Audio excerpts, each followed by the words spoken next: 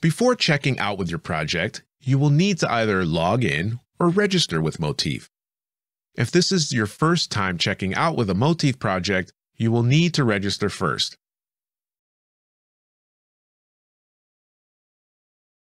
Registering with Motif allows users to save projects, mailing addresses, as well as manage and track their photo project orders. If you have registered with Motif before, simply enter the email address you registered with in the username field. Then enter your password to log in. If you've already registered with your macOS app, you can use the same username and password to log into Motif on your iPhone or iPad. You may save your login information on your device by tapping the Remember Me checkbox when you log in.